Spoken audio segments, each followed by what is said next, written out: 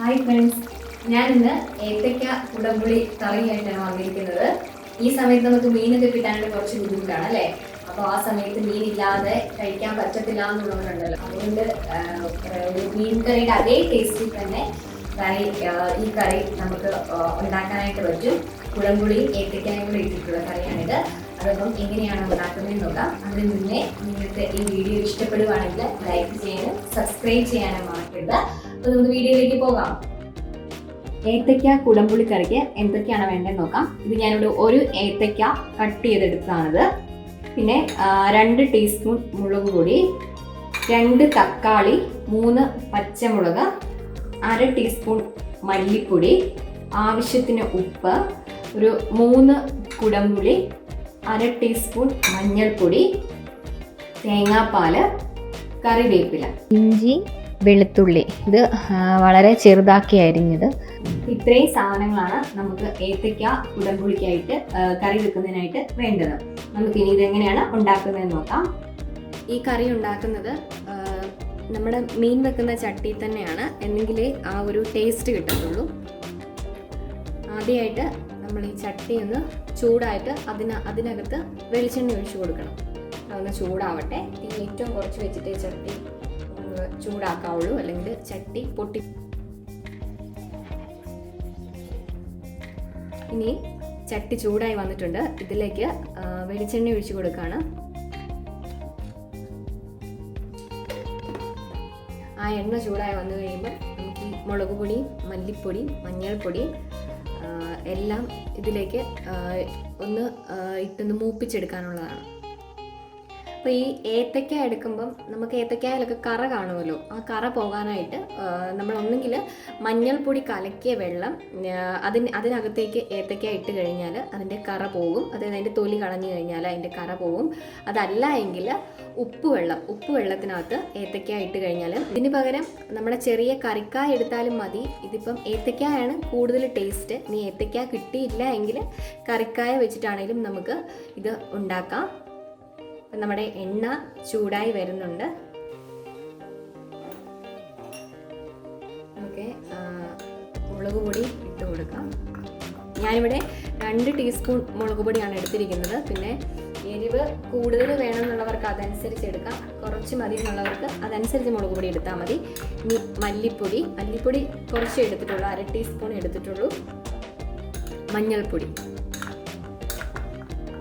നമ്മൾ സാധാരണ മീൻകറി വെക്കുമ്പോൾ ചെയ്യുന്ന പോലെ തന്നെ. ഇനി ഇതൊന്ന് നന്നായിട്ടൊന്ന് ഇളക്കി കൊടുക്കാം. നന്നായിട്ട് അതിൻ്റെ ആ മുളക് പൊടിയുടെയും മഞ്ഞൾപ്പൊടിയുടെയും മല്ലിപ്പൊടിയുടെയൊക്കെ ആ ഒരു പച്ച ചുവ മാറുന്നിടം വരെ നമ്മളിങ്ങനെ ഇളക്കി കൊടുക്കണം.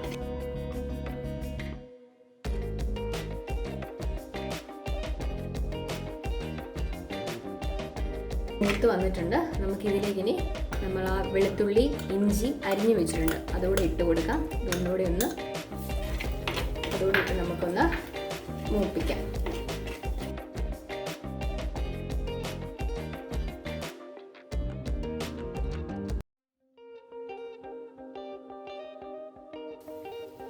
ഇനി നമ്മൾ ഇതിലേക്ക് നമ്മൾ എടുത്തു വെച്ചിട്ടുള്ള കായ ഇട്ട് കൊടുക്കുകയാണ്.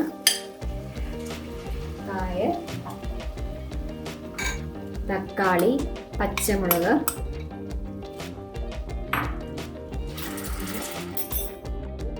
കറിവേപ്പില കൂടി ഇട്ട് കൊടുക്കാം. നമുക്ക്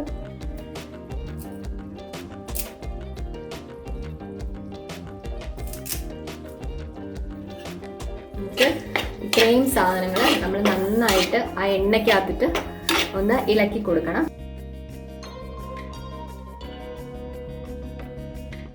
ഇനി നമുക്ക് ഇവിടെ എടുത്ത് വെച്ചിട്ടുള്ള കുടംപുളി, അത് ഞാൻ വെള്ളം ഒഴിച്ച് വെച്ചിട്ടുണ്ടായിരുന്നു. കുടംപുളി അതിൻ്റെ ആ വെള്ളം ഉൾപ്പെടെ ഒഴിച്ചു കൊടുക്കുകയാണ്. കുടംപുളിയുടെ വെള്ളം ഉൾപ്പെടെ. ഇവിടെ പുളി ആവശ്യത്തിന് ഞാനിത് കീറിയെടുത്തു. 3 കുടംപുളി ആയിരുന്നു, അത് ഞാൻ ഇനി കീറി എടുത്തു. പിന്നെ പുളി കൂടുതൽ വേണമെന്നുള്ളവർക്ക് അതിന് അനുസരിച്ച് കുടംപുളി എടുക്കാവുന്നതാണ്. ഇനി അഥവാ പുളി കൂടി പോയാലും നമുക്ക് അവസാനം പുളി എടുത്ത് മാറ്റിയാൽ മതി. ഇനി നമുക്ക് ഇതിലേക്ക് ആവശ്യത്തിന് വെള്ളം ഒഴിച്ചു കൊടുക്കാം. കുറച്ച് വെള്ളം ഒഴിച്ചു കൊടുത്താൽ മതി. നമ്മൾ തേങ്ങാപ്പാൽ ഒഴിച്ച് കൊടുക്കുന്നുണ്ട്.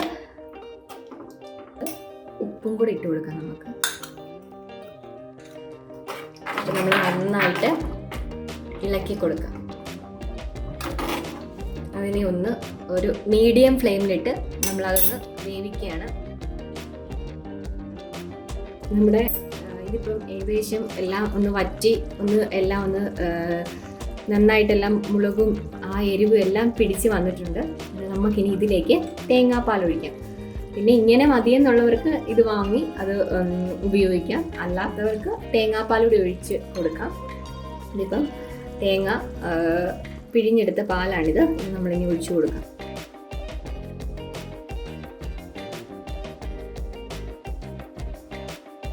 തീ കുറച്ച് വെച്ചിട്ട് വേണം ഒഴിക്കാനായിട്ട്. എന്നിട്ട് നന്നായിട്ട് ഇളക്കി കൊടുക്കണം. ഇത് ഇനി തിളപ്പിക്കരുത്, ഇളക്കി അതൊന്ന് ചൂടാകുകയും ചെയ്യാവുള്ളൂ. എന്നിട്ട് വാങ്ങണം.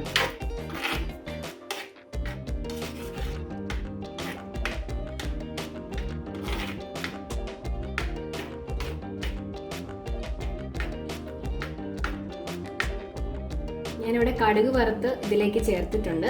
ആവശ്യമുള്ളവർക്ക് കടുക് വറുക്കാം, അല്ലാത്തവർക്ക് അല്ലാതെ ഉപയോഗിക്കാം. അപ്പോൾ ഇത് നിങ്ങളെല്ലാവരും വീട്ടിൽ ട്രൈ ചെയ്ത് നോക്കണം. നിങ്ങൾ എന്നിട്ട് ഉണ്ടാക്കിയിട്ട് നിങ്ങളുടെ കമൻസൊക്കെ അറിയിക്കണം. അപ്പം അടുത്തൊരു വീഡിയോയുമായിട്ട് കാണാം. ഈ വീഡിയോ ഇഷ്ടപ്പെട്ടാൽ നിങ്ങൾ സബ്സ്ക്രൈബ് ചെയ്യണം, ലൈക്ക്. Okay, by.